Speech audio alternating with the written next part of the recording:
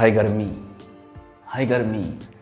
इतनी ज़्यादा गर्मी है कि गर्मी ने बिल्कुल कहर बरसा रखा है। इस बात को डिस्कस करने के लिए आज मैंने भी फ़ैन बंद कर दिया है। टोटल गर्मी।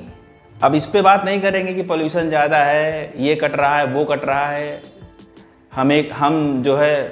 हम प्रकृति का ध्यान नहीं रख रहे हैं, उसकी केयर नहीं कर रहे हैं। ये सब चीज़ें तो सच हैं ही और उसको बचपन से ही सुनते आ रहे हैं, किताबों में लिखा है, पढ़ा है हम लोगों ने। सबसे पहली बात तो ये है कि गर्मी के कारण से जो रिकॉर्ड है वो टूट रहा है पिछले कई सालों का। फ्रेंड्स, अगर हम अपने आप को देखें कि हम कर क्या रहे हैं, हम डेवलपमेंट किधर लेके चल रहे हैं, डेवलपमेंट करने से हमें क्या हमें चैलेंजेस फेस करने पड़ रहे हैं।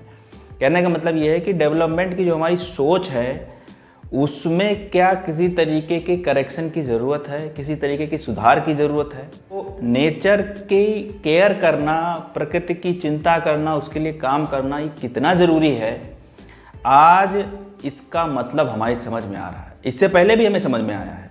देखिए, हम लाखों गलतियाँ करते हैं, लाखों गलतियाँ, बहुत गलतियाँ करते हैं प्रकृति को लेके और बाकी के जो नेचुरल रिसोर्सेज हैं उनको लेकर के। लेकिन नेचर जो है, प्रकृति जो है, वो एक ही बार जवाब देती है और वो बिलीव मी ऐसा जवाब होता है जो पीढ़ियों तक याद रखा जाता है। मैं और आप इस बात को कभी नहीं भूल सकते और हमारी आने वाली जनरेशन्स भी इसको याद रखेंगी कि कोविड ने कैसी त्रास दी है लोगों को, कैसे लोगों का संहार किया है। एक तरीके से ये प्रकृति का ही रिस्पॉन्स था, ये नेचर का ही जवाब था मानव को, जो पीढ़ियों तक याद रखा जाएगा। और यही तरीका है नेचर का, प्रकृति का जवाब देने का।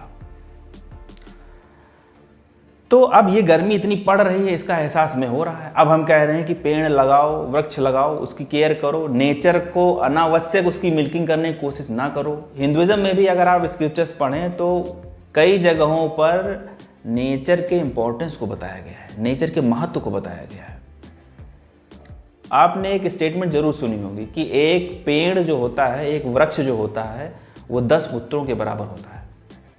अब ये कहने को तो सीधी बात है, लेकिन इसको थोड़ा अगर आप खोलने की कोशिश करोगे, इसको थोड़ा डिटेल समझने की कोशिश करोगे तो सीधा मतलब है भैया कि एक वृक्ष का यदि आप नुकसान कर रहे हो तो वो एक वृक्ष का जो नुकसान है वो 10 गुना है मनुष्य के लिए।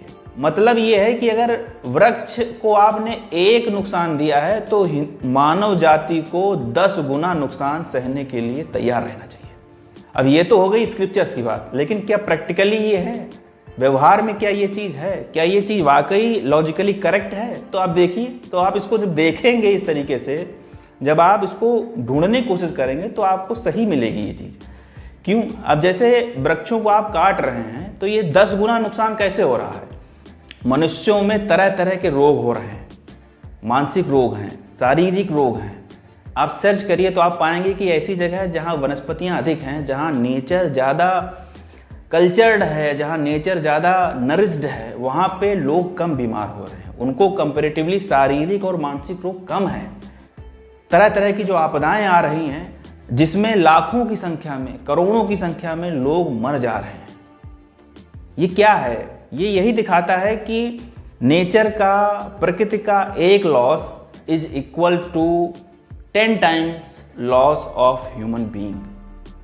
वृक्ष का, पेड़ का, प्रकृति का एक नुकसान मनुष्य के 10 गुने नुकसान के बराबर है। चाहे उसको आप क्राइम से जोड़ के देख लो, चाहे डेवलपमेंट से जोड़ के देख लो, या फिर किसी तरीके की बीमारियों का सर्वेक्षण करवा के आप देख लो। जहाँ पर नेचर की केयर की गई है, पेड़ पौधों की कद्र की गई है, उनका सम्मान रखा गया है, प्रकृति की देखरेख की गई है, वो लोग ज़्यादा स्वस्थ, ज़्यादा अच्छे और ज़्यादा डेवलप्ड मिलेंगे।